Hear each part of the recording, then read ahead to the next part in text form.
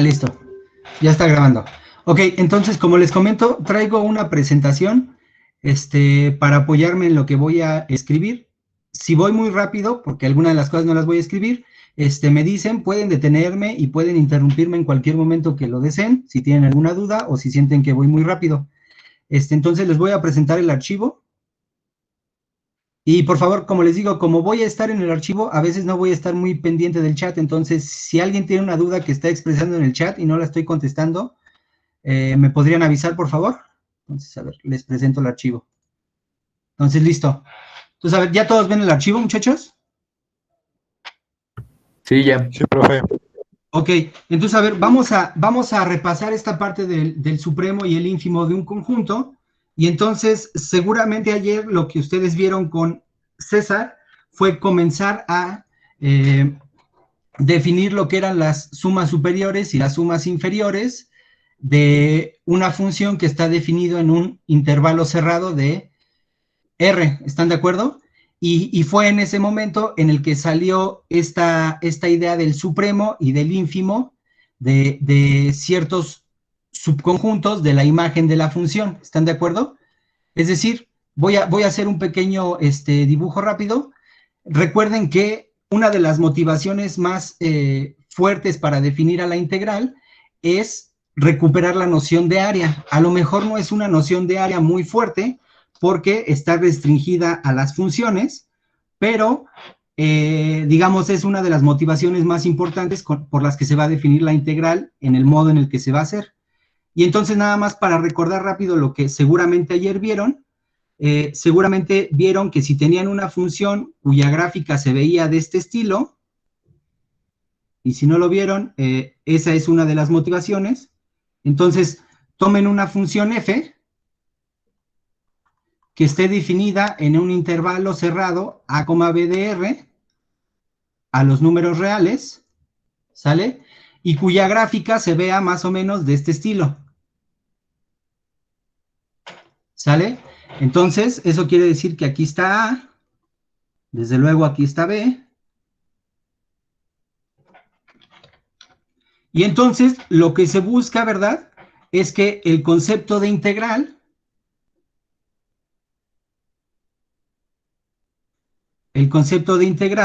se corresponde con la idea de el área bajo la curva, ¿están de acuerdo? Es decir, lo que nosotros buscamos es que esa idea de área, que digamos no es precisa, no está formalizada aún, pero que es más o menos intuitiva, puesto que la hemos manejado desde nuestros primeros estudios, es decir, el área de esta región se corresponde con eso que le vamos a llamar la integral de la función f, donde estamos integrando desde A hasta B. Todo esto que estoy diciendo a lo mejor todavía no les parece preciso, pero una de las ideas es que el área, lo que yo busco es que se corresponda en su valor con el valor de la integral de la función f de A a B. ¿Están de acuerdo?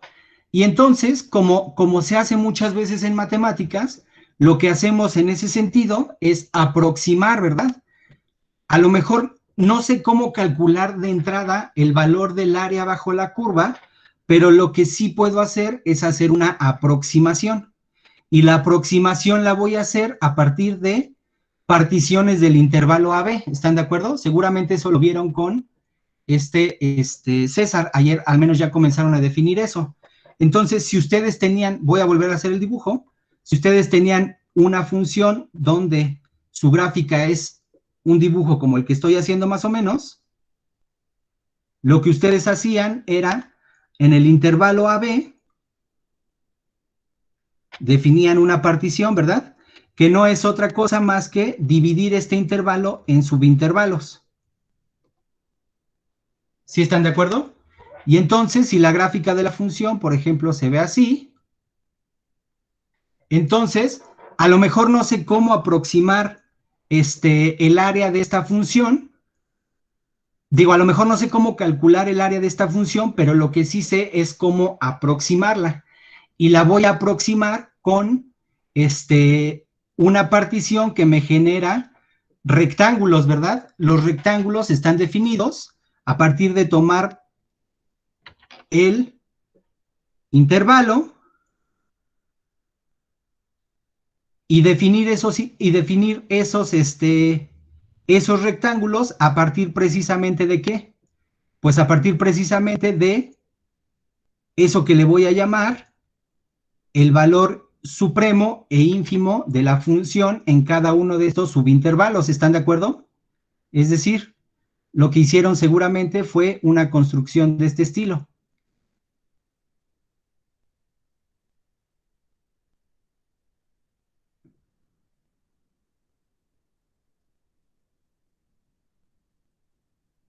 Disculpen si me tardo un poco, ¿eh?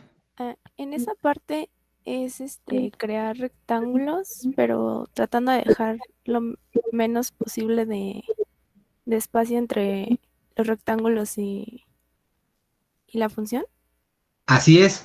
Es decir, fíjense, cada vez que yo tomo una partición de la función, entonces recuerden, esta es una función f, que en principio no todas las funciones se ven así. Ahorita voy a destacar las características que tiene esta función especial. Este es el eje y, este es el eje x, y entonces estoy tomando una función f que va del intervalo a, b a los números reales. Y entonces, recuerden que tomar la partición del intervalo es agregar puntos de forma que estoy considerando subintervalos, ¿verdad? Entonces, este es un T0, este es un T1, esto es un T2, esto es un T3, T4, T5, T6 y T7. Entonces, para definir digamos, a los rectángulos, necesito dos elementos. Necesito su base y su altura, ¿están de acuerdo? Ahora, claramente, la base, ¿quién es? Pues la base de cada uno de estos rectángulos está formada por cada uno de los subintervalos que me genera la partición. ¿Están de acuerdo? ¿Y cómo se define la altura de los rectángulos que dibujé, muchachos? ¿Se acuerdan?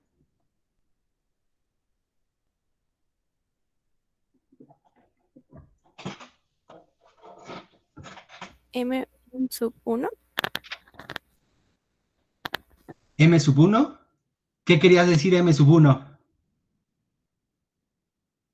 Pues el ínfimo de cada intervalo. Eran los mínimos, ¿no? De cada intervalo. Ajá. Exactamente, fíjense, la función restringida a cada uno de estos subintervalos, por ejemplo, piensen en este primero, lo voy a poner si quieren de este otro color para que se vea lo que estoy diciendo. La función restringida a cada uno de estos subintervalos, ¿verdad?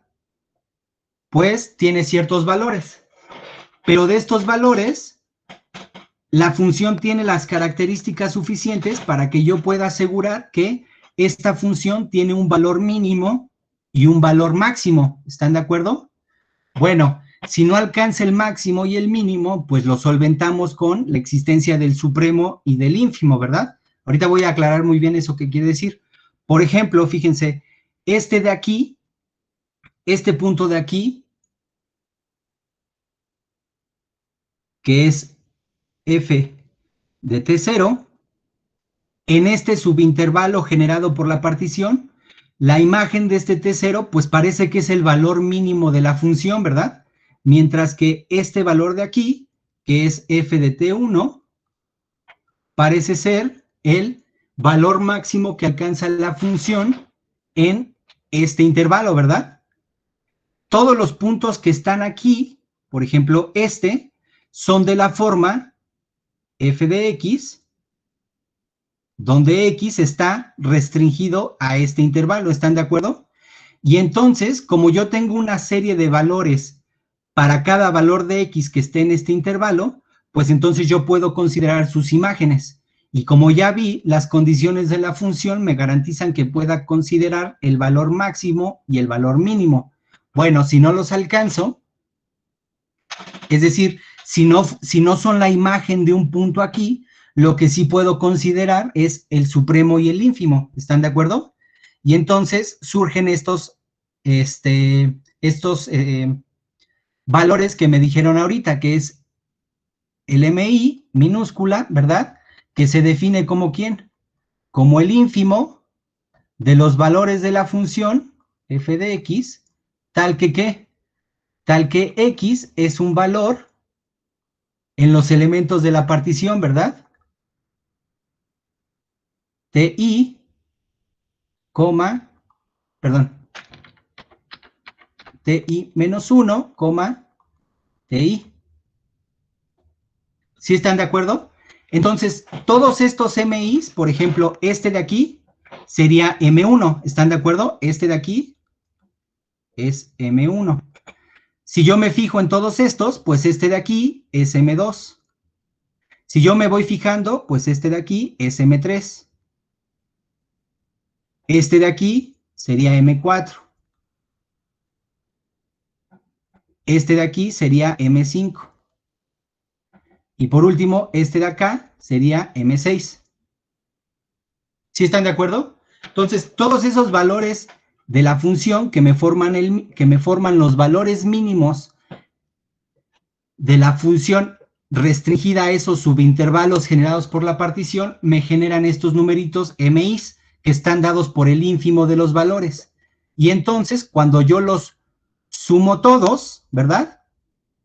Pero primero los multiplico por la longitud de cada intervalo, es decir, si ahora lo que me interesa a mí es calcular el área, ¿están de acuerdo? Es decir, si yo quiero calcular el área de cada uno de estos rectángulos, pues ustedes recordarán que el área de cada rectángulo se ve como la base por la altura, ¿están de acuerdo?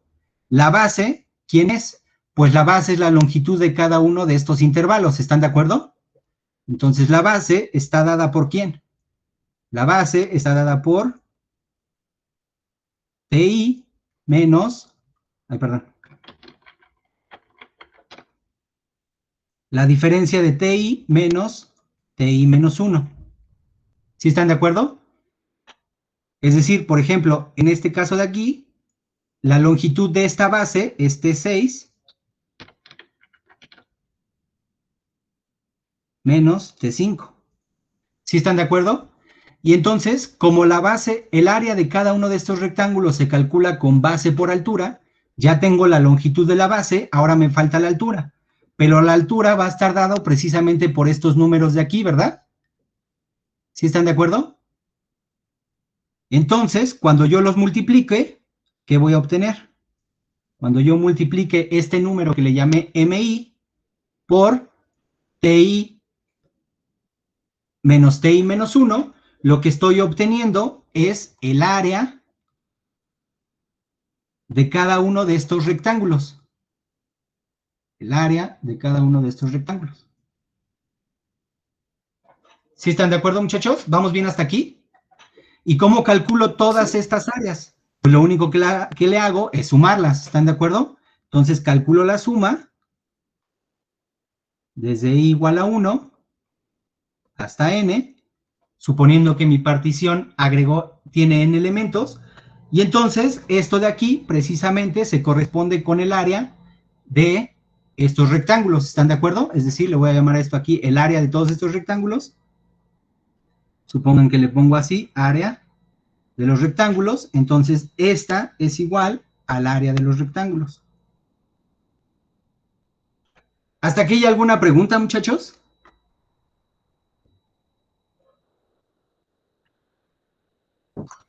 Todo bien, profe. ¿Todo bien? Oye, profe, Dime. ¿estas notas las puedes subir al Classroom también, por favor? Ah, claro que sí. Sí, no se preocupen, todo lo voy a subir, ¿sale?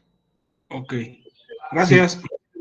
Entonces, a ver, fíjense, varias cosas de las que he estado haciendo uso y a lo mejor no he dicho o argumentado por qué puedo hacer uso de ellas. Entonces, una de ellas, ¿cuál es? Primero, yo les dije, bueno, los valores de la función, cuando los restrinjo a este subintervalo generado por la partición, yo puedo calcular el mínimo y el máximo. Bueno, eso no siempre es cierto, ¿verdad? Es decir, no siempre existe un x de forma que f de x sea el valor mínimo de la función. Tampoco es siempre cierto que existe un x de forma que f de x sea el máximo de la función. ¿Eso cómo lo solvento? pues eso lo solvento con el ínfimo. ¿Qué quiere decir eso? Que entonces este ínfimo me resuelve el problema cuando la función no alcanza su mínimo o alcanza su máximo. ¿Están de acuerdo? Esa es la primera observación. La segunda observación es, bueno, yo tomé el ínfimo de la función y en particular tomé el ínfimo de la función cuando la restringo a los subintervalos. Pero ¿qué condiciones debe satisfacer la función para que este ínfimo y su correspondiente supremo siempre existan? ¿Están de acuerdo? Entonces es por eso que vale la pena recordar que es el ínfimo y el supremo. ¿Hasta aquí no hay ninguna duda, muchachos? No, ninguna. No, todo claro. Bueno, y naturalmente existe una formulación para el supremo con las M mayúsculas, ¿están de acuerdo? Entonces, recuerden que a estas, ¿cómo les llamó ayer César? A estas les llamó sumas inferiores, ¿están de acuerdo?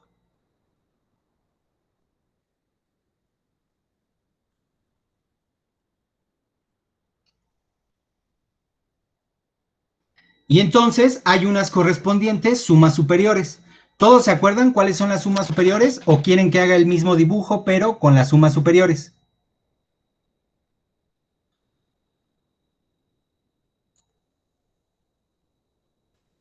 Sí, que haga el dibujo, ¿no? Ok, entonces a ver, fíjense, vamos a hacer esta formulación, pero ahora considerando las sumas superiores. Entonces, voy a volver a dibujar la función.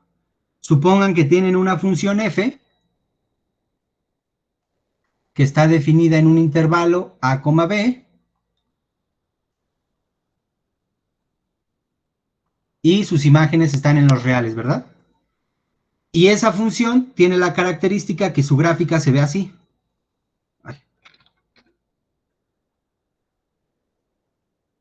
Entonces, supongan que su gráfica se ve así.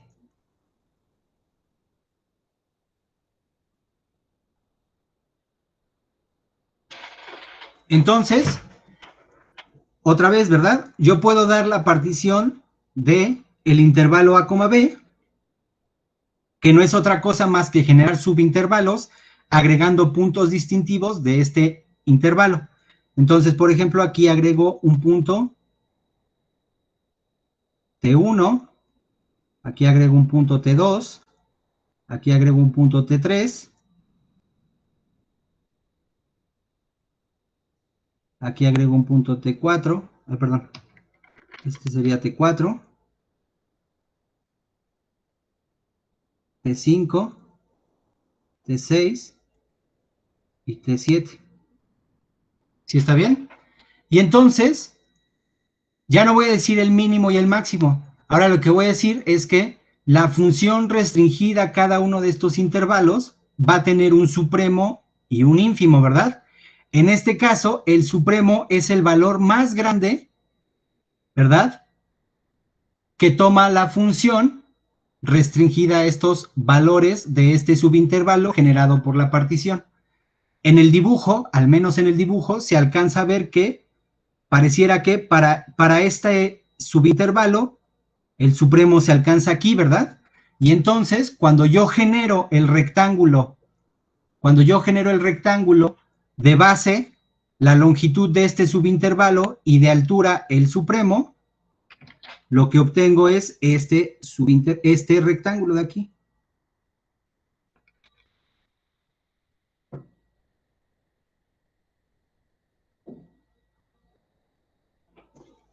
Ahora, hago lo mismo para cada uno de los subintervalos que me generó la partición. Entonces, por ejemplo, aquí tengo ¿verdad? Ahora me fijo en este subintervalo y entonces parece que el supremo se alcanza ahora aquí, ¿verdad? Entonces, el supremo parece que se alcanza aquí y entonces es en este valor donde voy a considerar el supremo, que es la altura, y entonces voy a considerar el rectángulo con esa altura y esta base.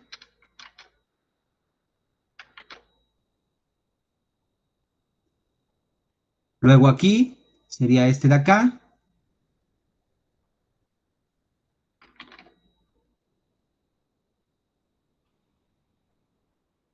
Para este subintervalo pareciera que es este de acá. Luego aquí es este de acá.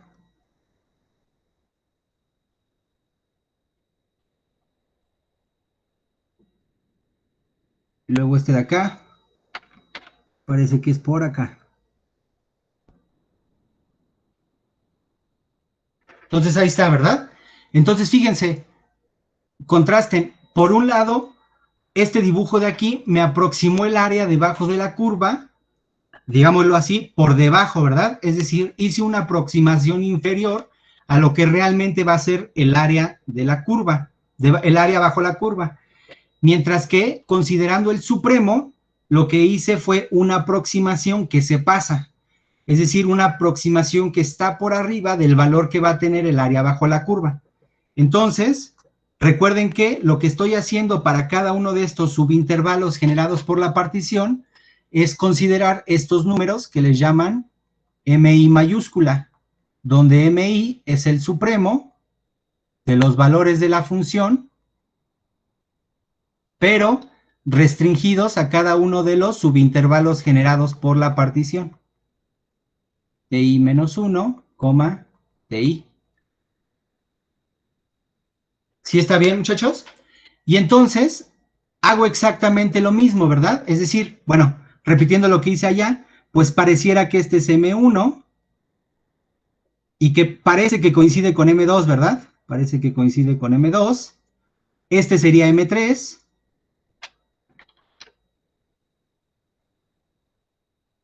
Este de aquí sería M4.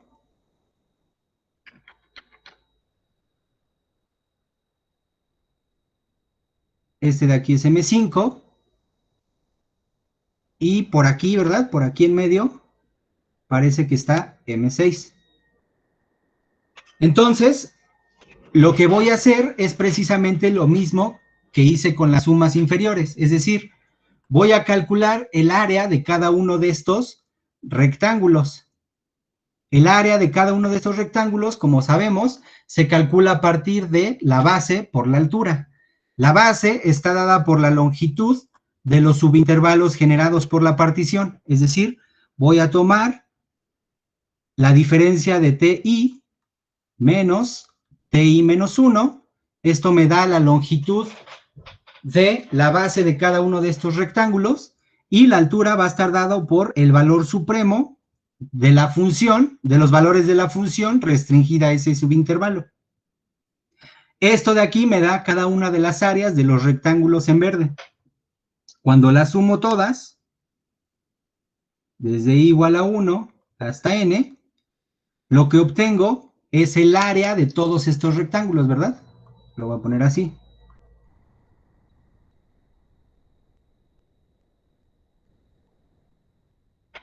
Que seguramente le llamó César sumas superiores.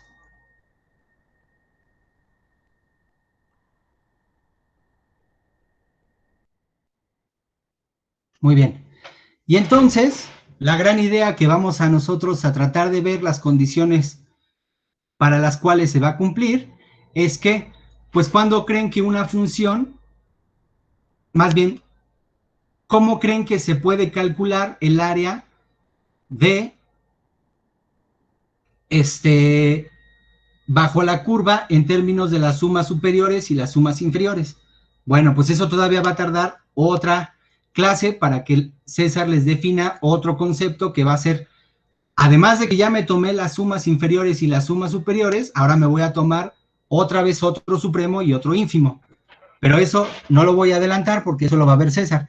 Lo que quiero recalcar es que fíjense que entonces surge la necesidad de comprender el supremo y el ínfimo, por las hipótesis que estoy suponiendo de la función. Es decir, quiero ver que el supremo y el ínfimo me van a ayudar a calcular aproximaciones del área bajo la curva, que va a ser una de mis motivaciones para definir la integral, pero necesito ciertas condiciones, como les menciono, para que el supremo y el ínfimo existan. Entonces, eso es lo que nosotros vamos a ver. Entonces, ¿hasta aquí no hay ninguna duda, chechos? Todo bien, profe. Yo sí tengo una duda. Sí, dime. ¿Cuál sería un, Bueno. ¿Cuál sería un ejemplo de una función que no tenga máximo y mínimo, pero sí supremo e ínfimo? ¿Cuál sería una función que no tenga máximo? A ver, otra vez. ¿Cuál Ajá, sería? que ya sea que no tenga máximo o mínimo o ambas, pero que sí tenga el supremo y el ínfimo para que se pueda cumplir la condición eh, en el intervalo. Ok. Sí. Mira, si tú tomas esta función, por ejemplo, que es una función muy famosa,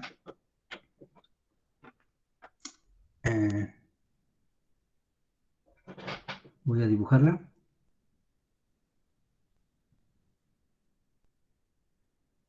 La voy a restringir a la parte positiva, ¿sale? Esta función se llama función parte entera.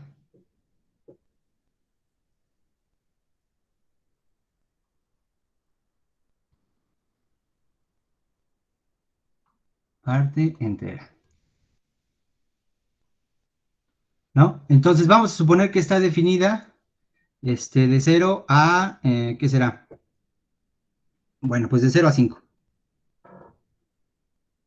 A veces le llaman función techo, ¿no? Me confundo porque hay dos, función techo y función piso, pero la que quiero es la función techo. ¿Sale? Entonces, lo que está definida, como está definida esta función, es que le voy a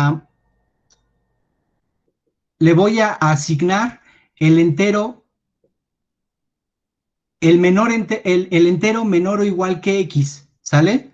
Es decir, por ejemplo, si me tomo el 1/2, ¿qué valor le voy a asignar? Pues le voy a asignar el entero más pequeño que 1/2, que es 0. Es decir, para todos los números que estén entre 0 y 1, ¿verdad? Le voy a asignar ¿cuánto? Pues 0. Pero esto es abierto, ¿verdad? Esto es abierto, por eso a veces se suele dibujar así la función. A lo mejor no estoy siendo del todo claro, dejen primero dibujo la función. Ay, ¿dónde está el borrador? Fíjense, para todos los números que estén entre 0 y 1, pero con 1 abierto, le voy a asignar el entero menor o igual que ese número. Entonces, todos los valores que toma entre 0 cerrado y 1 abierto, va a ser 0, ¿están de acuerdo? Pero cuando llego al 1, pues me salto al 1, ¿están de acuerdo? Y entonces, todos los valores que estén entre 1 cerrado y 2 abierto, ¿va a valer cuánto? Pues va a valer 1, ¿verdad? ¿Sí están de acuerdo? Así, va a valer 1. Pero llego hasta el 2 y entonces voy a hacer el brinco de nuevo. Entonces llego hasta el 2 y hago el brinco. Por eso aquí a veces le suelen dibujar como una bolita indicando que brinco al valor superior. Es decir, aquí ahora brinco al 3, ¿verdad? Este sería el 1, este sería el 2, el 3, el 4 y el 5. ¿Sí se va entendiendo más o menos cómo es la función? Entonces, por ejemplo, entre el 2 y el 3, lo que le voy a asignar a todos los valores entre el 2 y el 3 es el entero 2. ¿Están de acuerdo? Pero cuando llego al 3, cuando ya llego al 3, ya me brinco. Y ahora me brinco al 3. Y entonces hago lo mismo. En todos los números reales que estén entre 3 cerrado y 4 abierto, le voy a asignar el número 3 en la imagen. Y entonces cuando yo llego precisamente al 4, me brinco. Digo, al 4 me brinco, ¿verdad? Y entonces me brinco al 4. Así, ¿verdad? Entonces este era el 3, este era el 4. Perdón, este va a ser entonces el 5. Y el 6. ¿Sí se va entendiendo la función, muchachos? ¿O no fui claro en la explicación? ¿Sí? ¿Sí se va entendiendo? Sí. Ok. Entonces, fíjense, ya que vamos viendo cómo se va comportando esta función, entonces cuando llego al 5, me brinco al 5, ¿verdad? Me brinco al 5 y pues hago lo mismo. Y así, ¿verdad? Me puedo ir siguiendo, pero si la tengo nada más definida de 0 a 6, entonces esta función, digamos, llegaría hasta acá, con todos estos intervalos, denotando así que no alcanzo en este extremo el valor, sino que brinco al valor siguiente. Y entonces, fíjense, cuando yo cuando yo considero una partición que coincide exactamente con los elementos de la partición que estoy tomando aquí, es decir, que cada uno de estos subintervalos sea los elementos de la partición, por ejemplo, si yo me fijo en este rectángulo de aquí,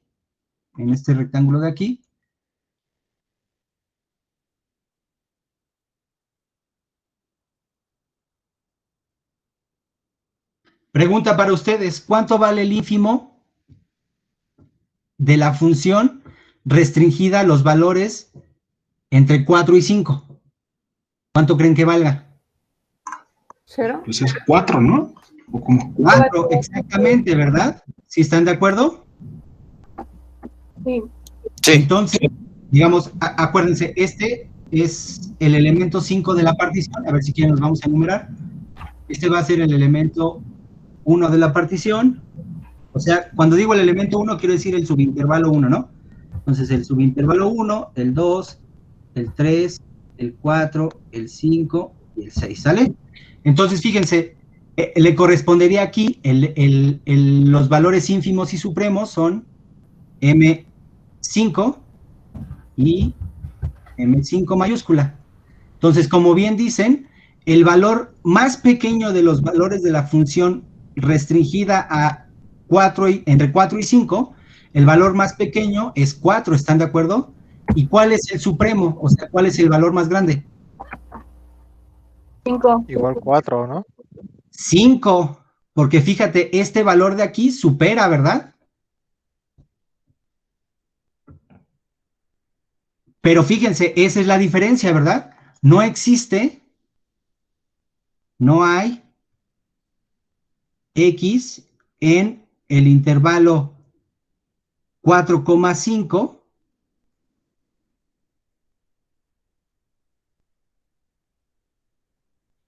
tal que f de x sea igual a M5. ¿Sí están de acuerdo, muchachos? Sí, profe.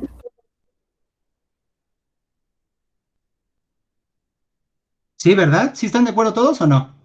Entonces, es uno de los, digamos, ejemplos donde en este intervalo la función no alcanza su máximo. ¿Están de acuerdo? Sí. Ok. ¿Sí quedó resuelta la duda del que me preguntó? ¿Perdón? Sí.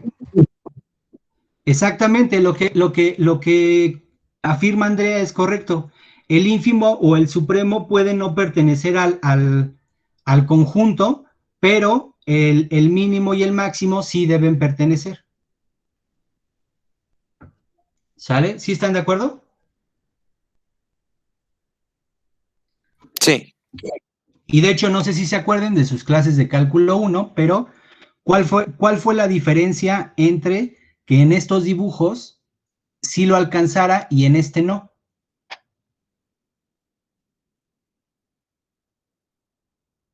¿Alguien se acuerda? Por el tipo de intervalo. ¿Por el qué, perdón?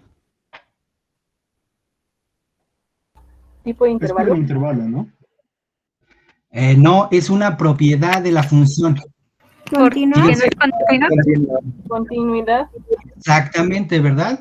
Fíjense que aquí dibujé, es como eso que enseñan en la prepa, ¿no? La continuidad, dibujé la gráfica en un solo cacho, ¿no? Mientras que aquí dibujé la gráfica en varios pedacitos. Es decir, le quité completamente la continuidad a la función. Y es que resulta ser que una función continua, ¿verdad? En un intervalo cerrado siempre alcanza su máximo, ¿están de acuerdo? Sí. Bueno, su máximo y su mínimo, ¿no? Eso luego se llega a ver en cálculo 1. Si no recuerdan esa propiedad, si quieren, en otra ayudantía las recordamos, ¿les parece bien? Si es que las llegamos a utilizar. Creo que nada más en un teorema, que es cuando probemos que las funciones continuas son integrables, se utiliza esa propiedad. Creo, no estoy seguro. Pero en caso de que no lo recuerden, cuando veamos ese teorema, si quieren, agregamos unas palabras más a ese par de teoremas que tiene que ver con la continuidad y que la función alcance su máximo y su mínimo. ¿Sale, muchachos? Entonces, en resumen, ¿qué es lo que quiero que ahorita noten? Que el supremo y el ínfimo, digamos, solventan estas cuestiones de cuando la función no alcanza su máximo y su mínimo. Y, por lo tanto, que necesitamos saber cuáles son las condiciones para que el supremo y el máximo de un conjunto existan. ¿Están de acuerdo? Entonces, a ver, antes de seguir, ¿alguien tiene alguna duda hasta aquí? No, va bien todo. Oh, Todo claro. va bien. Ah, pregunta Ángel, ¿qué está acotado? Ah, bueno, ahorita vamos a ver eso, ¿sale? Bueno, entonces, a ver, ¿quieren tomar 10 minutos de descanso y continuamos a las 7? Sí, por favor. Sí, gracias. O sea, en realidad no hemos visto nada de lo que preparé, pero no importa. Pues vamos a tomarnos 10 minutos y regresamos 7:03. ¿Les parece bien? Bueno, 7:05, ¿sale? Sí, Sí, profe. profe, gracias. Bueno, Sí, de acuerdo, gracias. tómense 10 minutos. Ahorita nos vemos.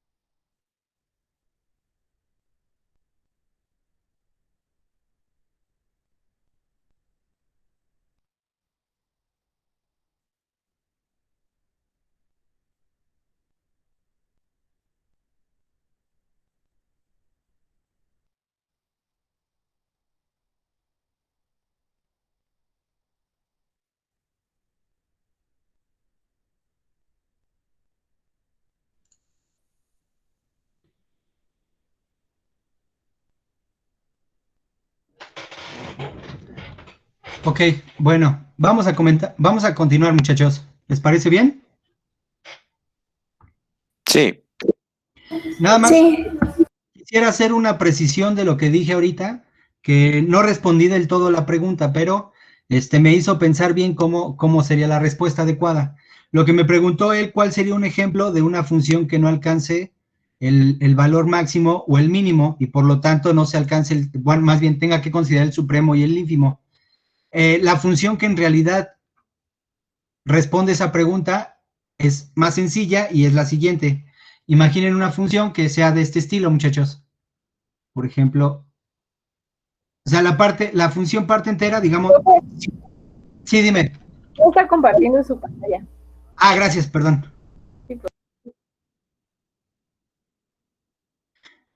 Listo. Ya la estoy compartiendo, ¿verdad? Sí. Ok. Digamos, la función parte entera nos da una idea de cómo debe ser el ejemplo para lo que me preguntaba su compañero. Es decir, una función de forma que no se alcance el máximo y el mínimo y por lo tanto tenga que considerar el supremo de la función. Fíjense, vamos a considerar una función que es un poco rara en el siguiente sentido. Vamos a tomar que la función solamente toma dos valores en un intervalo. Por simplicidad, vamos a suponer que el intervalo es el 1 al 2. Entonces, fíjense, perdón, del 1 al 3. Del 1 al 3. Y entonces aquí estaría el 2, por ejemplo. Y entonces imagínense que entre el 1 y el 2, la función toma los siguientes valores. Toma el valor 1, pero cuando llega al casi 2, hace un brinco. ¿Sale? O al revés, mejor. Tomamos que la función valga 2 entre 1 y 2. Y cuando llega casi al 2, entonces hace un brinco. Déjenme más o menos ahí. Entonces hace un brinco.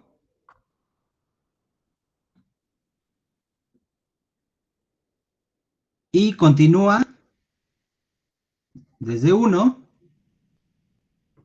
hasta 3 así. Entonces, fíjense, esta función así dibujada, si quieren, permítanme borrar esta línea auxiliar que puse.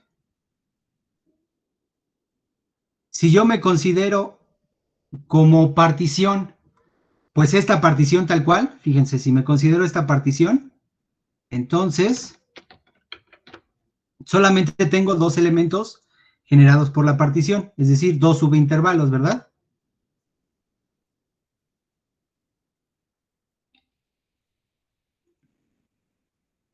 Que serían estos de aquí.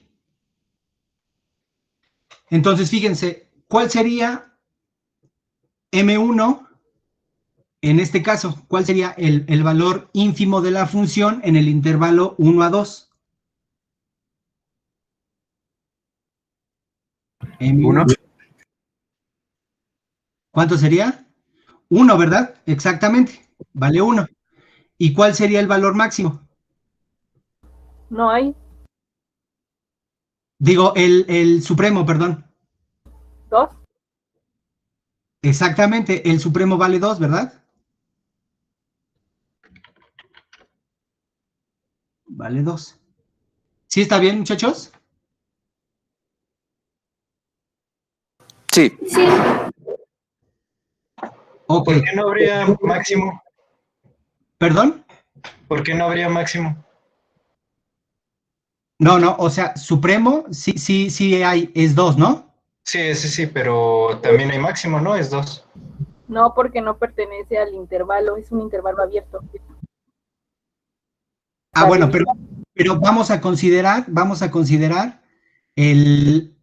o sea, estamos considerando como M1 igual al ínfimo, ¿verdad? De los valores de la función, y aquí es importante, ¿verdad? La función sí está considerando los valores en el intervalo cerrado. Esa fue la diferencia del ejemplo anterior. ¿Están de acuerdo? Entonces, todos los valores en el intervalo 1 a 0, ¿cuánto valen? Pues desde 1 hasta casi 2, valen 2, ¿están de acuerdo? Y solamente en 2 vale 1. Entonces, por eso decimos que este M1 fue igual a 1. ¿Sí están de acuerdo todos? Sí. ¿Sí, todos, muchachos, o no? Sí. Sí. Sí. Ok. ¿Y cuánto vale M2? Pues dijimos que M1 vale 2, ¿están de acuerdo? Sí. ¿Y qué es lo que preguntaba? ¿Cuándo tengo que considerar el máximo y el mínimo? Digo, el supremo y el ínfimo. Es decir, ¿cuándo no puedo considerar el máximo y el mínimo? Es decir, la pregunta es, ¿en qué ejemplo M1 no está en este conjunto? En el de las f de x, tal que x está entre 1 y 2. O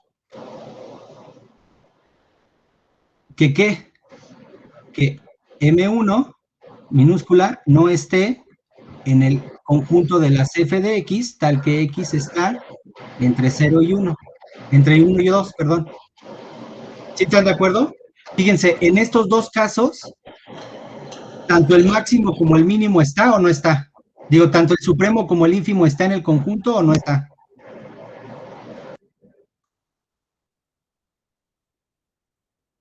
A ver, el ínfimo vale 1. ¿Y el 1 está en las imágenes de la función en el intervalo 1, 2? Sí, Pues sí, aquí está, ¿verdad? Y el supremo vale 2. ¿El 2 está en la imagen de la función en el intervalo 1 y 2? Pues sí, ¿verdad? Todos estos valores aquí están. Entonces, ¿cuál sería un ejemplo de una función donde el supremo y el ínfimo no está en el conjunto de las imágenes? ¿Alguien se lo imagina? ¿Cómo puedo modificar esta función?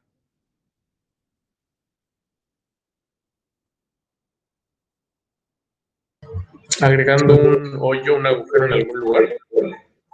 En esos puntos. Exactamente, ¿verdad? Este hoyo de aquí lo voy a agregar aquí abajo. Entonces voy a hacer una función que sea ejemplo de lo que ustedes querían, pero que sea muy rara. En vez de que aquí sea cerrado, le vamos a poner abierto. Y entonces, ¿cuánto va a valer en f de 2? Pues vamos a suponer que en f de 2 la función vale 3. ¿Sí están de acuerdo todos? sí, Y entonces, ahora sí, ¿verdad? ¿Cuánto vale el mínimo, muchachos? A ver si lo hice bien. En el intervalo 1, 2, el ínfimo sería 2. Ajá. Pero el supremo no sería 3. El supremo sería 3, sí. Entonces, Sigue estando en las imágenes, ¿verdad? sí. Es que tendría que no haber. La única forma para que no haya un elemento es quitando el punto, ¿no? O sea, literal, o sea, es como la función esta de f es 1 o f. No sé, por ejemplo, creo que será f es 1 si un elemento en X, el Los dominio, dos tienen que ser los sea reales menos los enteros. irracional ya. y 0 si es racional o algo así. O que sea todos los reales menos los enteros. Ajá. A ver, nos estamos complicando demasiado. Fíjense, Bueno, a lo mejor esta función funciona. sí. Para aclarar lo que estamos diciendo, fíjense. Creo que esta función funciona. Voy a dibujarla de nuevo. A ver, vamos a tomar la parábola, pero vamos a ponerle agujerada, ¿sale?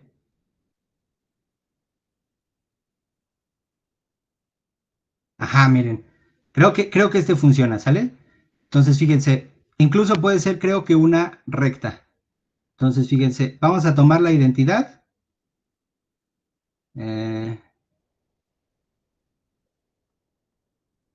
La identidad, pero aquí, en el 0, perdón.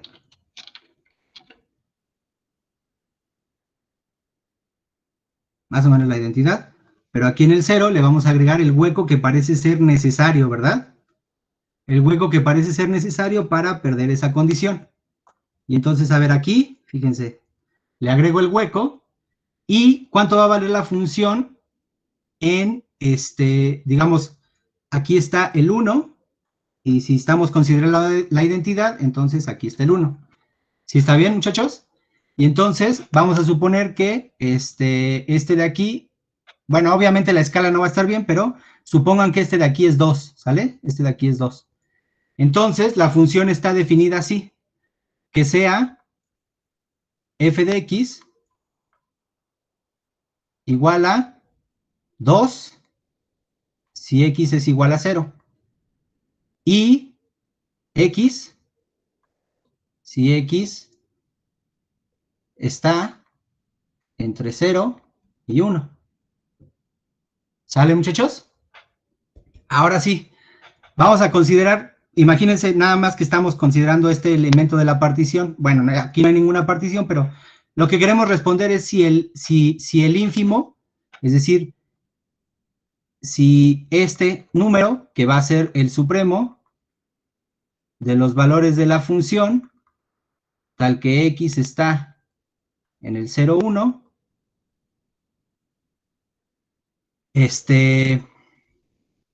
pertenece a las imágenes, ¿están de acuerdo? Y que es el ínfimo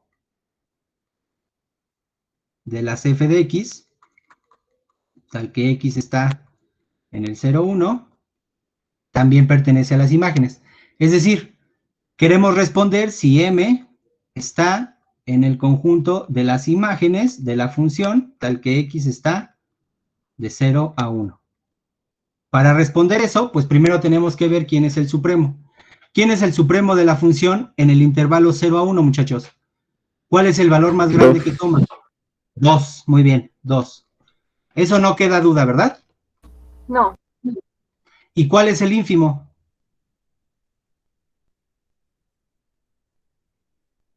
No hay, o sea, no hay un valor. Ahora sí, ¿verdad? Ahora sí, sí hay, es 0. Pues sí, ¿no? El valor más pequeño de todos estos es el 0, ¿están de acuerdo? ¿Por qué? Pues porque para todos los puntos que están... ¿Pero no sería 2 cuando x es 0? Sí, pero pues es precisamente eso, ¿no? Este ya cumple eso. El ínfimo no está en esta imagen. ¿Ya lo ven todos? Ese es el ejemplo, ¿verdad? ¿Por qué es el ínfimo? Porque es el más pequeño de los valores, fíjense. O sea, es claro que cuando yo me voy aproximando al 0, los valores de la función se van haciendo muy pequeños, ¿están de acuerdo? Pero cuando llego al 0, brinco al 2. Pero el ínfimo, como ahorita lo vamos a definir, va a ser el número más pequeño. Entonces, el ínfimo sigue siendo el 0, pero el 0 ya no es parte del conjunto de las imágenes. Entonces, ese es un ejemplo. ¿Ya se entendió? Sí. ¿Podría repetir por qué es 2 el supremo? Ah, sí. El supremo sí es 2 porque todos los valores de la función entre 0 abierto y 1 suben, nada más suben hasta 1. ¿Estás de acuerdo? Pero cuando en x igual a 0 vale 2. Entonces ese es el máximo de los valores. Es decir, el supremo sí se alcanza. Y de hecho este supremo es f de 0. Pero el ínfimo no se alcanza. No existe una x entre 0 y 1, de modo que f de x sea igual a 0. Es decir, no existe x entre 0 y 1, tal que f de x sea igual a 0, que es igual al ínfimo. Entonces, este es un ejemplo de una función donde en efecto no se alcanza. No, o sea, lo que estaban diciendo, que el ínfimo no pertenece al conjunto. ¿Sale, muchachos? Entonces, ahí, ¿cómo quedaría dibujado el rectángulo? No podría ser dibujado, ¿sí? Ah, el rectángulo...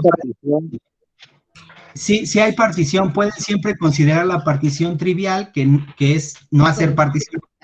¿Sale? Entonces, fíjense, si yo quiero el ínfimo, o sea, esta partición no es buena porque no me aproxima el área. Si yo tomara como este elemento de la partición, Entonces el rectángulo me pide que sea para las sumas inferiores, que sea de altura el ínfimo, ¿verdad? ¿Cuál es el ínfimo? Pues el ínfimo es 0, entonces, pues digamos el rectángulo que aproxima inferiormente es un rectángulo que tiene altura 0. ¿Sí está bien? Mientras que el rectángulo que me da las sumas superiores, es decir, donde considero el supremo, pues es este rectángulo de aquí. Me paso, ¿verdad? Por arriba. Entonces, fíjense, con uno me paso mucho y con otro no aproximo porque el área vale 0. ¿Están de acuerdo?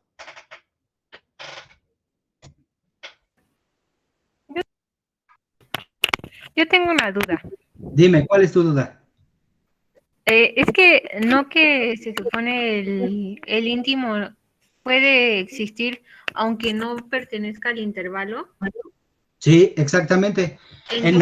No intervalo, aunque no pertenezca al conjunto. En este caso, el conjunto en el que nos estamos fijando es en el de las imágenes, ¿ok?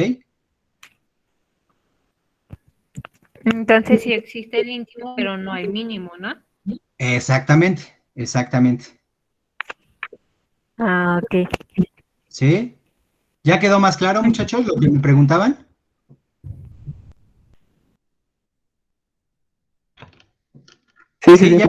¿Sí, ya quedó un poco más claro? Sí. Ok, bueno, pero a ver, todo esto, fíjense, o sea, creo que vale la pena que hubiéramos hecho eso porque entonces ya nos podemos preguntar cuándo sí existe ínfimo y cuándo sí existe supremo, ¿están de acuerdo? Pues ahora sí vamos a eso, vamos a definir eso precisamente. Entonces, a ver, para definir eso, primero lo que tenemos que introducir, no sé si les suene, es el concepto de cotas superiores. ¿Se acuerdan lo que es una cota superior? Bueno, pues vamos a definirlo. Entonces vamos a tomar un subconjunto A de los números reales. Permítanme hacer un dibujo para ilustrar lo que voy a enunciar. Entonces imagínense que aquí tomo la recta real y de la recta real me voy a tomar un subconjunto de números reales. Supongan que es este, por ejemplo, el que está pintado así como con manchas, ¿sale? Ese es el conjunto A.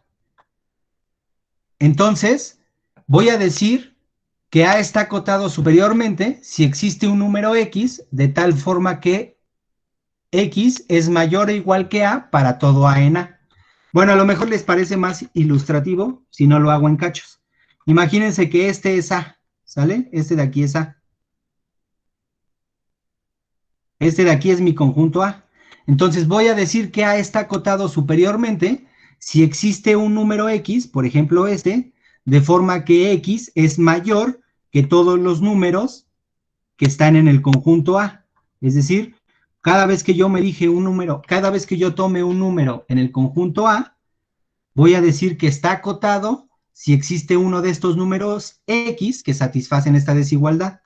X va a ser mayor o igual que A para toda A en A.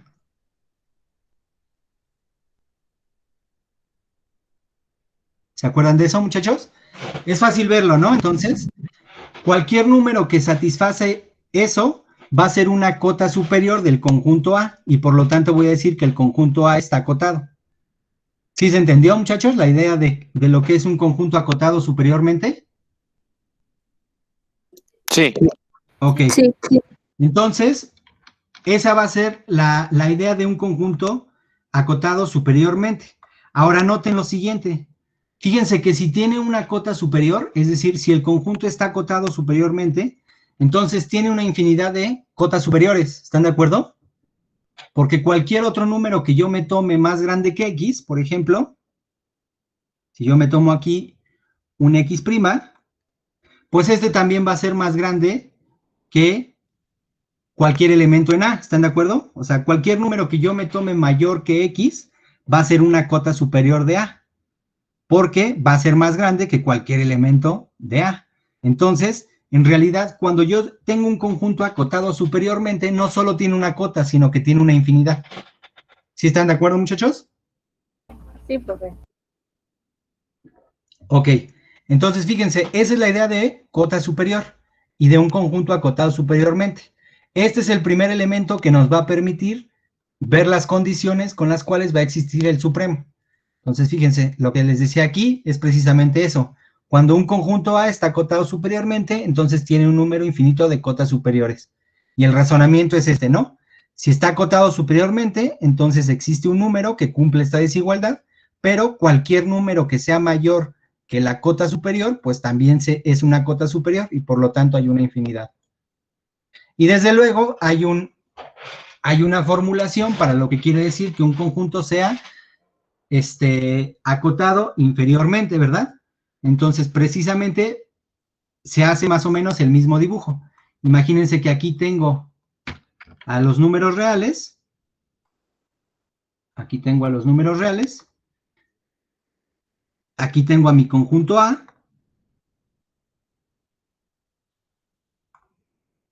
Este es mi conjunto A.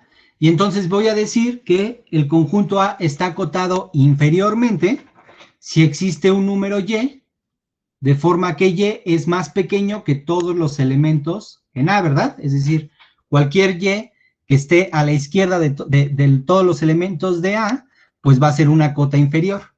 Y también el conjunto de cotas inferiores para A es infinito, ¿están de acuerdo? Basta con tomarme cualquier número que sea menor que Y ese también va a ser una cota inferior. ¿Sí están de acuerdo, muchachos? Sí. Sí, profe. Ok. Entonces, fíjense, en realidad, cuando yo tengo una situación de ese estilo, es decir, cuando yo tengo un subconjunto de los números reales, tengo una situación de este estilo, mi conjunto está así, y en realidad puede estar en cachos, que es lo que les decía, ¿verdad? Imagínense que este es el conjunto A.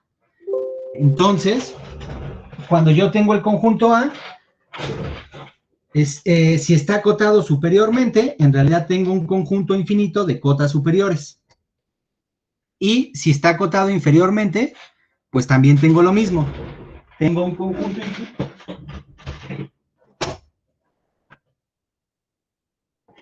Tengo un conjunto infinito de cotas inferiores. Entonces, de este lado están, digamos, las cotas inferiores.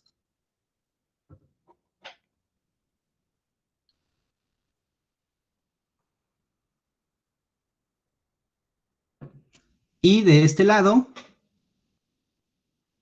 están las cotas superiores.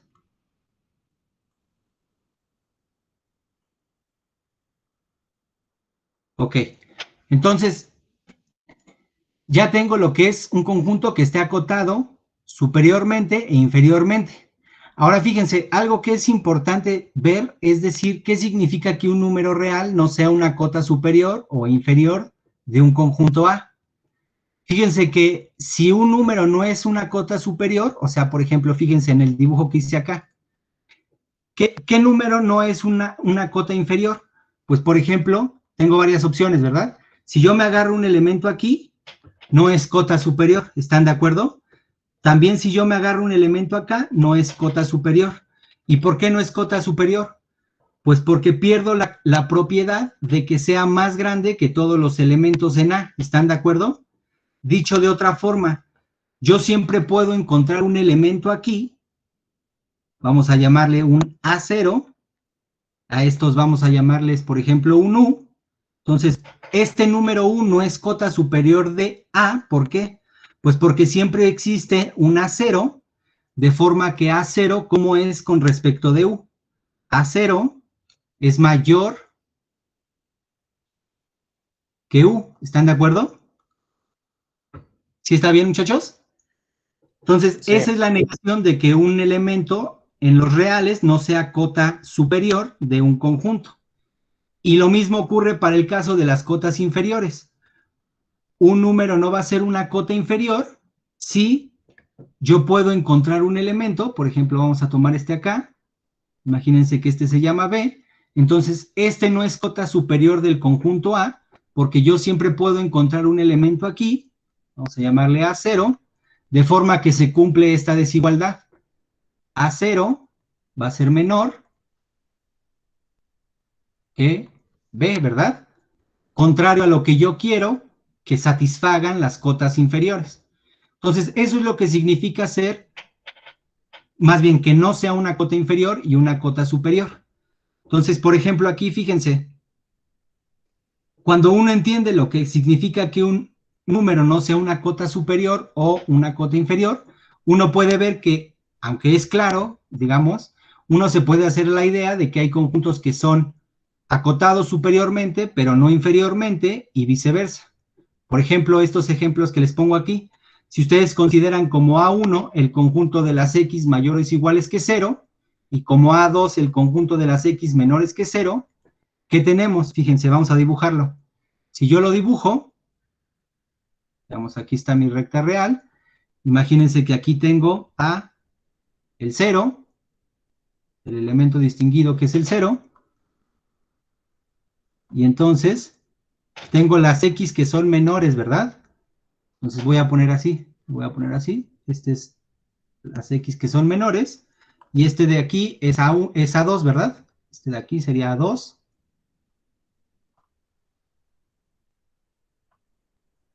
Mientras que el que está desde 0 hacia arriba,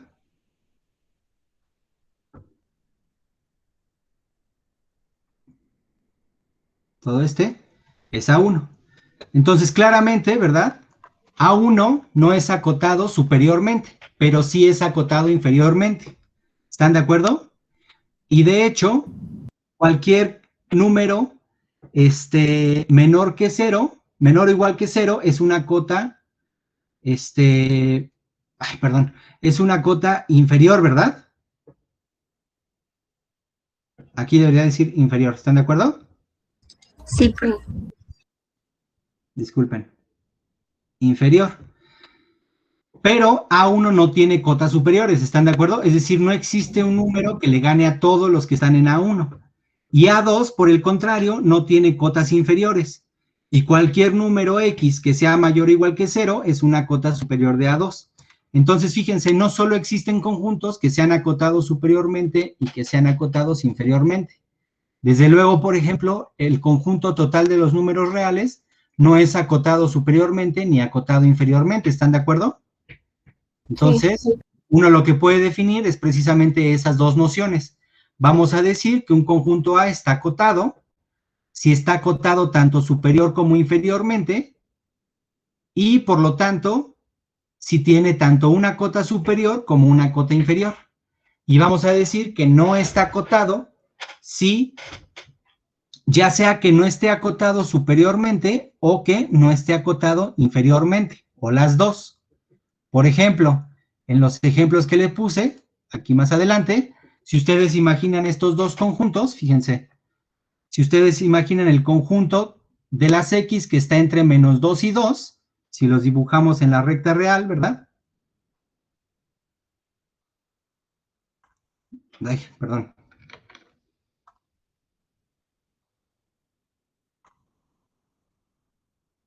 Aquí está menos 2, aquí está 2, es abierto, entonces imagínense que aquí está mi A1 es este, entonces este claramente está acotado tanto inferior como superiormente, ¿están de acuerdo? De hecho, todas las cotas inferiores están ¿en qué conjunto? Pues en el conjunto de las X, que son menores o iguales que menos 2, ¿están de acuerdo? Y todas las cotas superiores, ¿en dónde están? Pues están en el conjunto de las X que son mayores o iguales que 2. ¿Sí está bien, muchachos? Sí, profe. Estas son cotas inferiores. Creo que con esto ya tienen un poco más de familiaridad, ¿no? Sí. Y estas son cotas superiores.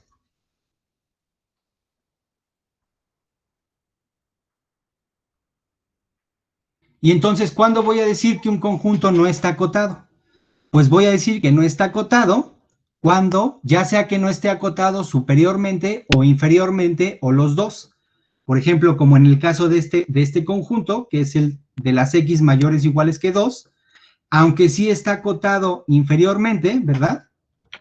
Porque es a partir del 2 en adelante. Digamos, aquí tengo el 2. Entonces, voy de el 2 en adelante.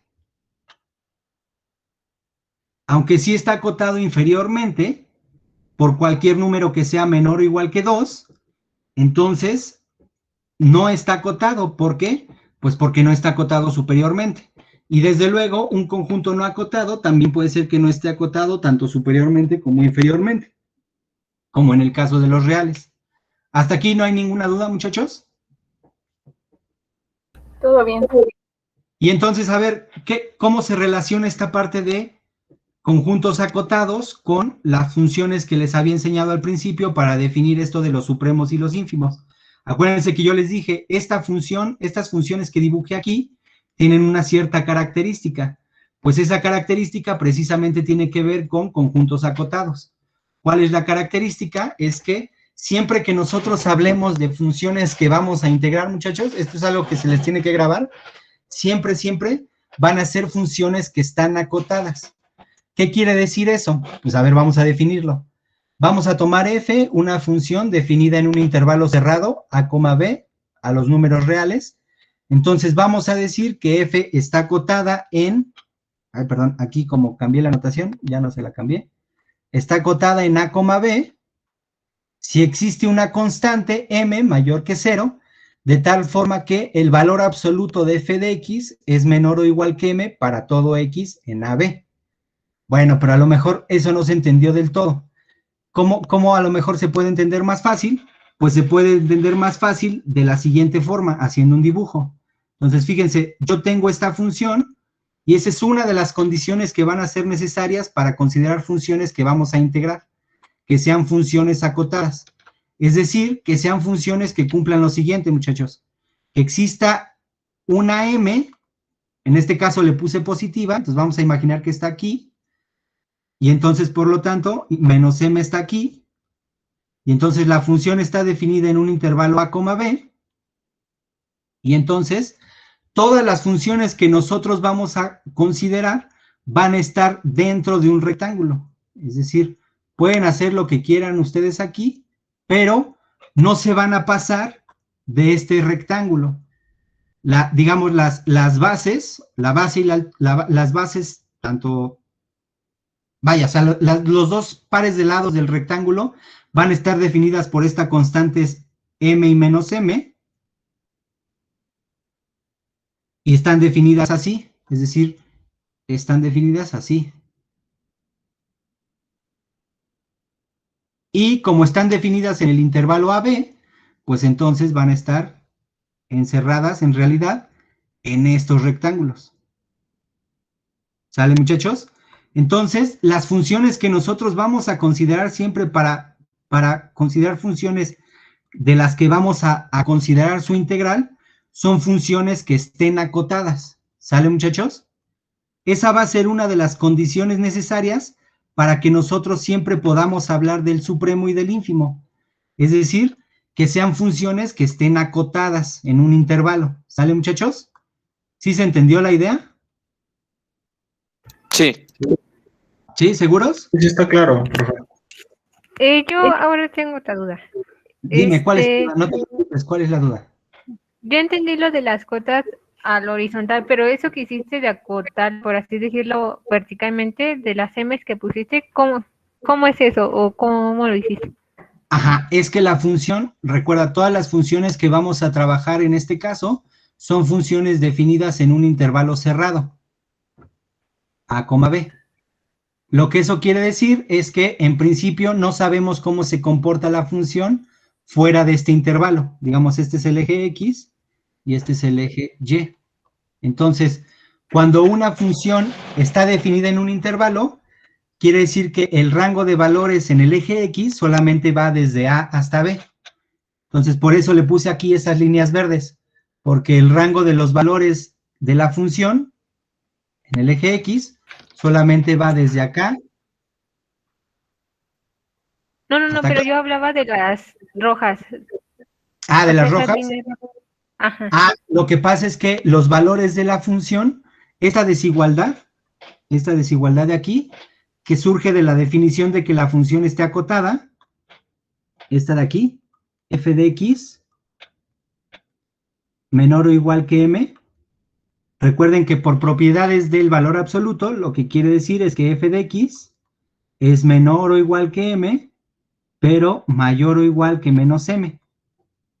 Es decir, para cada X que yo me agarre entre A y B, por ejemplo, esta,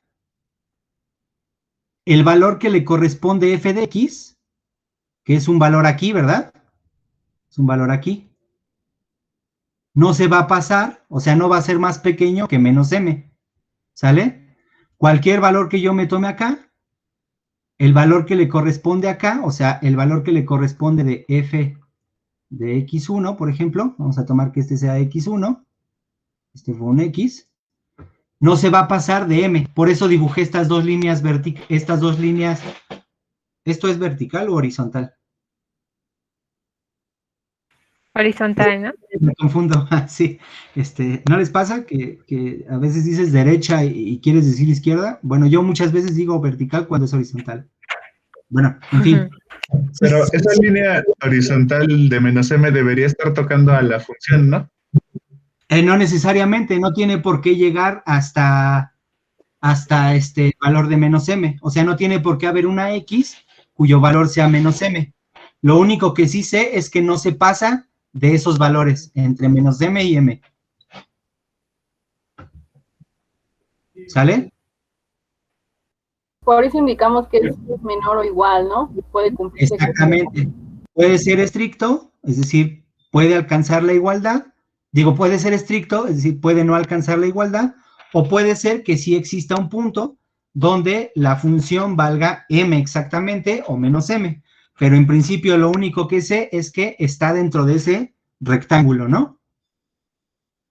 ¿Sí se entendió, muchachos? ¿Y esos valores m y menos m nosotros los decidimos o qué No, convención hay digamos, para es una condición que la función debe satisfacer.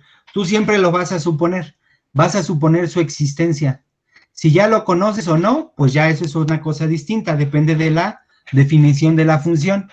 Lo que yo quiero decir es que en principio todas las funciones que vamos a trabajar en la teoría de integración son funciones acotadas, es decir, para las cuales yo puedo suponer la existencia de una m, donde la gráfica de la función se ve como en este dibujo. ¿Sale? Ok, sí, gracias. ¿Sí quedó claro, muchachos? ¿Vamos bien hasta aquí? Sí. Ok. Sí. Y entonces, fíjense, ¿cómo relacionamos la idea de que una función sea acotada con un conjunto acotado? Pues precisamente la función está acotada en el intervalo si y solo si su conjunto de imágenes está acotado, ¿verdad? Pues es lo que estamos diciendo en el dibujo. La función está acotada, que garantiza la existencia de estas dos valores, m y menos m, y eso lo que quiere decir es que el conjunto de todas las imágenes de la función en el intervalo, para valores del intervalo a, b, pues va a estar acotado, ¿verdad? ¿Sí están de acuerdo, muchachos? Es decir, ¿quién es una cota superior y quién es una cota inferior de los valores de la función? Pues una cota superior es m y una cota inferior es menos m. ¿Sí están de acuerdo, muchachos? Sí. ¿Vamos bien hasta aquí? ¿Hay alguna pregunta? ¿Vamos bien? ¿Vamos muy rápido? ¿O vamos muy lento? ¿Ya se aburrieron? ¿Vamos bien? Vamos bien, profe. Vamos bien, profe. Ok, entonces fíjense, esta va a ser una primera condición para garantizar la propiedad de la existencia del supremo y el ínfimo, ¿sale? Que la función, bueno, en general, de un conjunto que esté acotado, ya sea superior o inferiormente. Pero vamos a necesitar otra condición.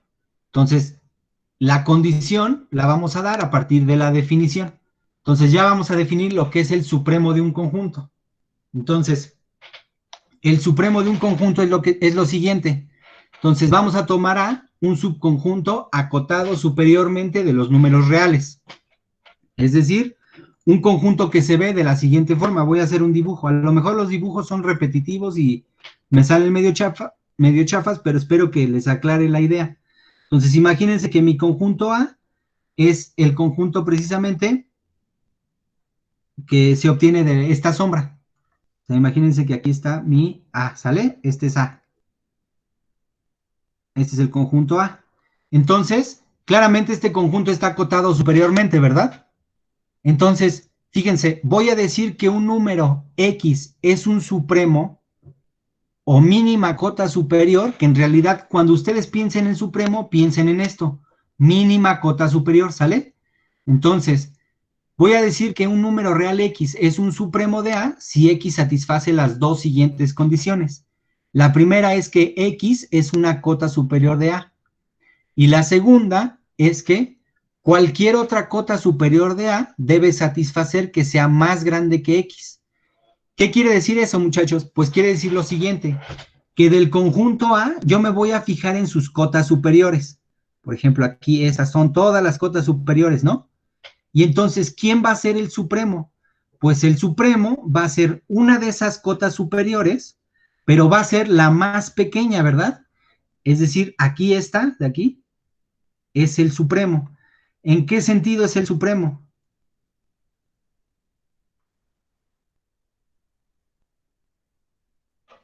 ¿En qué sentido es el supremo?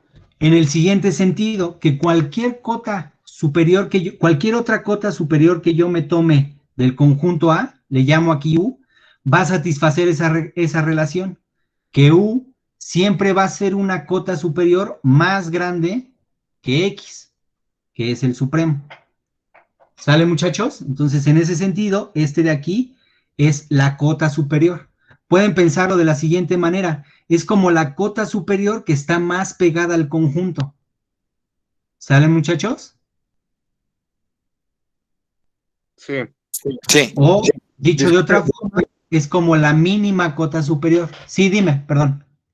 Sí, ahí también ya suponemos que también está acotada inferiormente. No, de momento nada más estamos, digamos, en el dibujo, sí lo hice de manera que fuera acotado inferiormente, ¿no?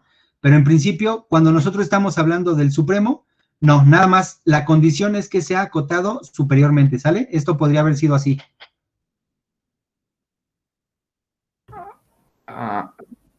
Pero no para que sea acotado, tiene que estar acotado de ambos lados. Sí, pero aquí lo que nos pide es que esté acotado, pero superiormente. Nada más. Ah, bueno. ¿Sale? ¿Sí? ¿Sí se entendió la diferencia? En efecto, para que un conjunto esté acotado, debe estar acotado tanto superior como inferiormente. Pero para la definición del supremo, yo voy a pedir nada más que esté acotado superiormente, ¿sale? Entonces, ¿sí se entendió lo que es un supremo o una cota superior o una mínima cota superior de un conjunto, muchachos? Sí. Sí se entendió. Sí. Entonces, nada más repito para aquellos que no les haya quedado tan claro. Voy a decir que un número real X, y ya hacemos la observación que habíamos dicho antes, ¿verdad? Ese número real X puede o no estar en el conjunto A. En general no está, ¿verdad? Pero hay ejemplos donde sí está. Pero en principio no tengo por qué suponer que ese X es un elemento de A. Lo único que estoy diciendo es que un número real X va a ser un supremo del conjunto A si tiene dos propiedades. La primera, desde luego, es que sea una cota superior. Y la segunda es que es la cota superior más pequeña o la mínima cota superior. ¿En qué sentido se expresa eso de forma matemática? Pues que cualquier otra cota superior que yo me tome, esa cota superior va a ser más grande que el supremo. ¿Sale, muchachos? ¿Sí se entendió? Sí, profe. Sí, profe. Por eso, cuando voy a regresar un poco a los ejemplos de las gráficas que estuvimos haciendo, por eso, en estos casos de la función, por ejemplo, imagínense aquí, un dibujo donde sea más o menos claro. Ajá, pues fíjense, por ejemplo, imagínense, fijen su atención en este subintervalo. Lo que habíamos dicho es que el supremo, ¿verdad?, estaba dado en esta esquina de aquí. Pues en realidad, cualquier número que sea más grande que esto es una cota superior, ¿están de acuerdo? Es decir, las cotas superiores de los valores de la función restringidos a este intervalo están desde aquí hacia arriba, ¿están de acuerdo? Todas estas son cotas superiores. Pero ¿quién es el supremo? Pues el supremo es la más pequeña de todas esas cotas superiores. Por lo tanto, la intuición geométrica nos dice que es como esta, ¿verdad? ¿Sí están de acuerdo, muchachos? Sí. Sí, sí, profe. Ya se está... Disculpe, Ya se profe, está... ¿cuál señaló? No vi. ¿Perdón? ¿Cuál señaló como cota superior? Que no vi. Ah, sí. Por ejemplo, imagínate, de este conjunto, de este intervalo de aquí, definido por la partición, como que de los valores de la función, el valor más grande es este de aquí. Lo que yo estoy diciendo es que cualquier elemento que sea más grande que este valor, o sea, todos estos son cotas superiores. Pero el supremo es la más pequeña de ellas, y por eso como que geométricamente se entiende que es la más cercana a los valores de la función. Sí, profe, gracias. Es decir, el supremo, para responder concretamente tu pregunta, es este de aquí, que es como este puntito de aquí. ¿Sale? Sí, más o menos se va entendiendo lo que es un supremo entonces, ¿ya queda claro? Sí, profe. Ok. Sí, sí. Y desde luego hay una formulación para lo que es un ínfimo, ¿verdad?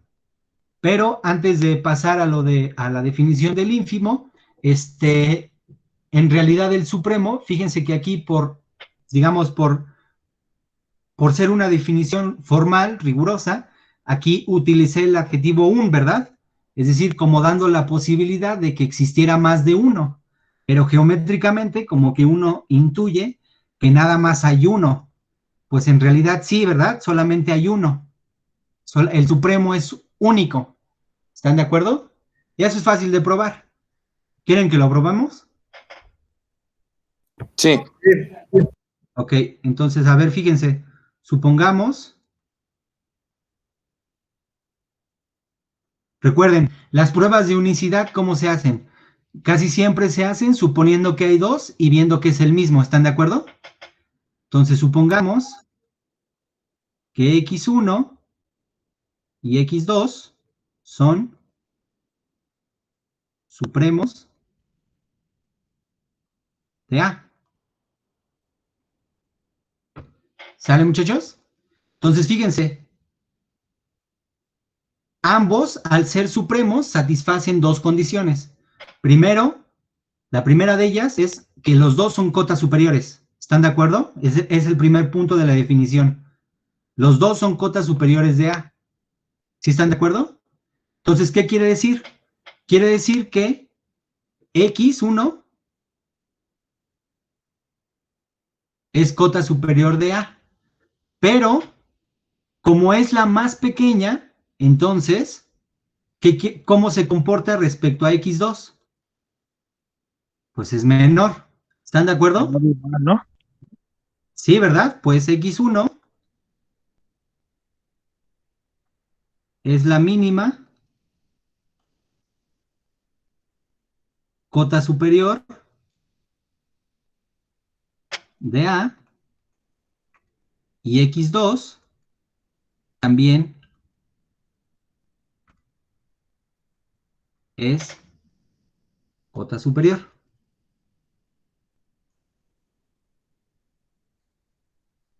Pero nada me impide invertir los papeles, ¿están de acuerdo? x2 también es supremo. Entonces, en realidad, x2 es una mínima cota superior de A, ¿están de acuerdo? Es decir, x2 debe ser más pequeña que cualquier cota superior de las cotas superiores de A.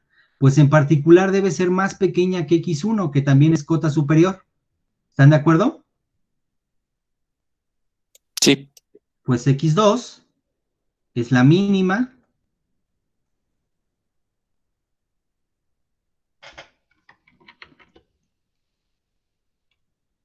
cota superior de A.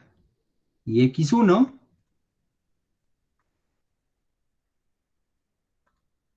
también es cota superior. ¿Y entonces qué pasa de 1 y 2? Pues ya, ¿no? Está muy fácil, ¿no?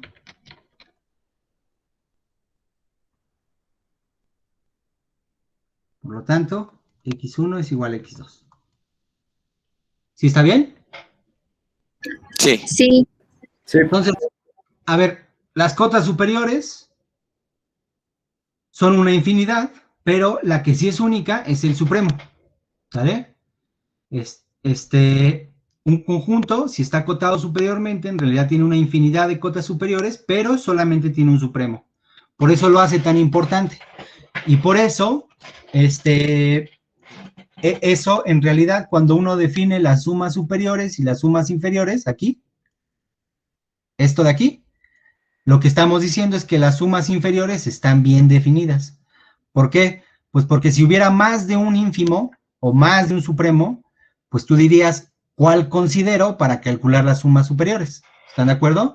Pero como el supremo y el ínfimo son únicos, pues entonces estos números de aquí no son ambiguos, es decir, no hay más de una posibilidad para elegirlos. Y por lo tanto, están bien definidas las sumas inferiores y las sumas superiores. Y eso es claro geométricamente, ¿verdad? Hay un único valor, pareciera que es el más grande de los valores de la función restringido a cada uno de estos intervalos y por lo tanto la suma de las áreas debería ser única. ¿Sí está bien, muchachos? ¿Entendió lo que dije? Sí, profe. Sí, se entendió. Sí. ¿Hasta aquí no hay ninguna duda?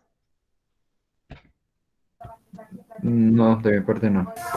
No, profe, todo bien. No, profe. Y hay una formulación análoga para lo que quiere decir que algo sea un ínfimo de un conjunto, ¿verdad? Entonces, de forma análoga, ¿qué es lo que nos tenemos que tomar? Pues ahora tenemos que tomar A, pero que sea un subconjunto acotado inferiormente. Dime. Es que alguien pregunta que si puede repetir lo último que dijo. Ah, lo último, lo de que estén bien definidas las sumas superiores e inferiores. ¿A eso te refieres, Jared? Ah, ok. Sí, es que mira, cuando tú defines algo, en particular, cuando tú estás dando, digamos, como una fórmula para definir algo, en este caso estamos dando una fórmula para calcular las sumas inferiores. Y entonces, estas sumas inferiores, en efecto, dependen de dos cosas. Dependen de la partición, pero una vez que yo me tomé la partición, pues ya es fija. Pero si este ínfimo no fuera único, entonces tú dirías, ¿cuál considero para calcular las sumas inferiores? O sea, imagínate que aquí lo que yo pusiera no es el ínfimo, sino una cota inferior. Entonces tú dirías, ¿cuál cota inferior considero para calcular las sumas inferiores si tengo una infinidad? Ah, bueno, pues eso no pasa cuando consideras el ínfimo, porque el ínfimo, como el supremo, son únicos. Entonces eso quiere decir que estas dos fórmulas de aquí están bien definidas, en el sentido de que solamente hay un valor supremo y un valor ínfimo de los valores de la función restringidas a un subintervalo generado por la partición. ¿Sí respondí tu pregunta, Jared?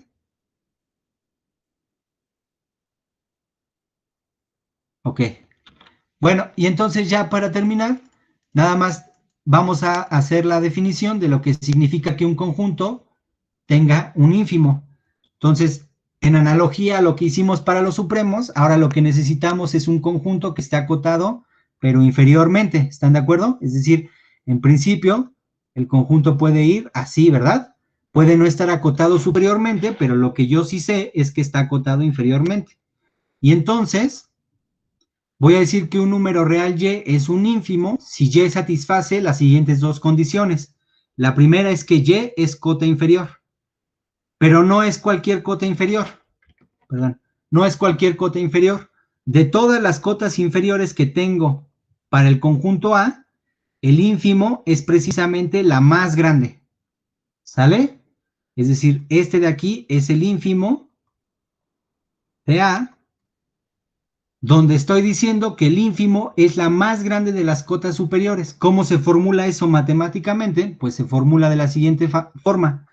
Cualquier otra cota inferior que yo me tome del conjunto A debe ser más pequeña que el ínfimo. Es decir, B debe ser menor o igual que el ínfimo de A.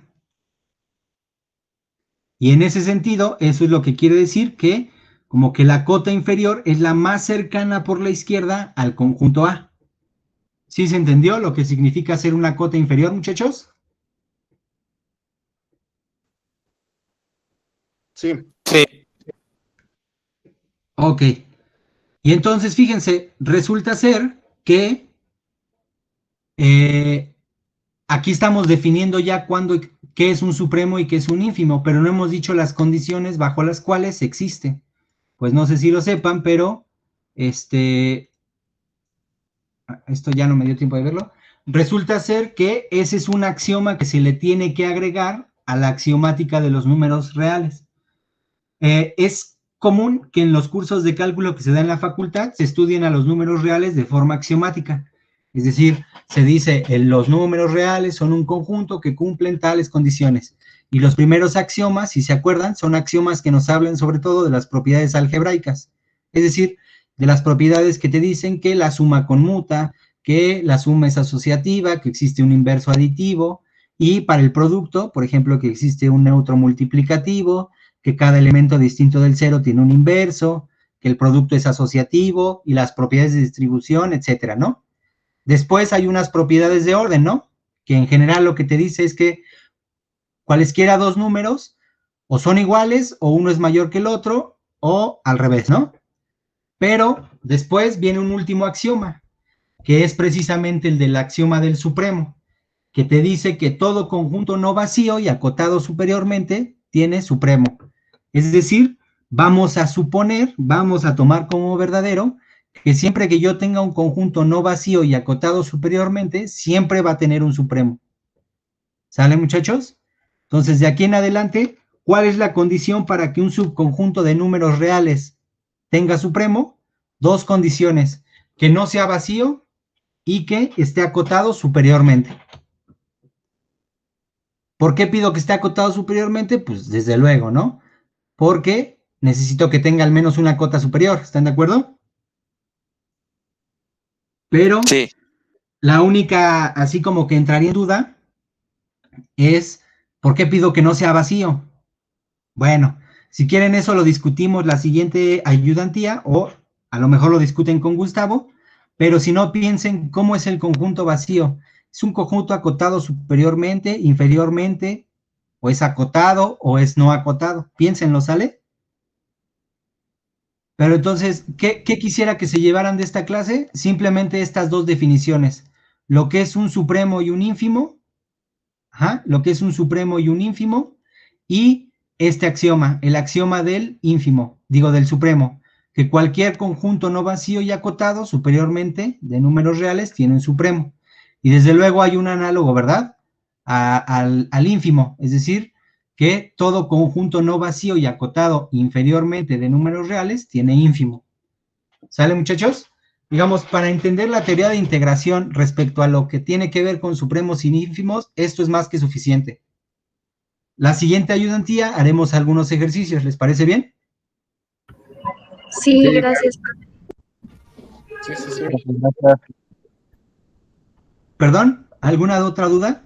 No, profe, todo bien. Bueno, ¿no tiene ninguna duda entonces? ¿Todo fue más o menos claro, muchachos? Sí, profe. A ver, alguien me preguntó algo aquí. Dice, pues supongo que para la definición de cota necesitamos algún elemento para decir que es una. Diego, piensen en una de esas cosas que en la facultad le llaman, bueno, no sé si en general se le llame, pero luego a veces decimos, ¿no? Por vacuidad. Entonces piensen qué pasaría si piensan que el conjunto vacío es acotado, o más bien que no es acotado superiormente, ¿no? Pero piénsenlo, si quieren pensarlo, si no, lo discutimos más bien en la siguiente clase, ¿les parece bien? Sí, claro. Gracias. Bueno, pues si no tienen más duda, nos vemos la siguiente semana. Cuídense, muchachos. Gracias. Igualmente, gracias. Gracias. Hasta luego. Ahorita comparto las notas y el video. Gracias, profe. El video lo va a subir al canal de YouTube, ¿verdad? Sí, lo voy a subir al canal de YouTube. Ok, gracias, profe. Nos vemos. Hasta luego. Cuídense.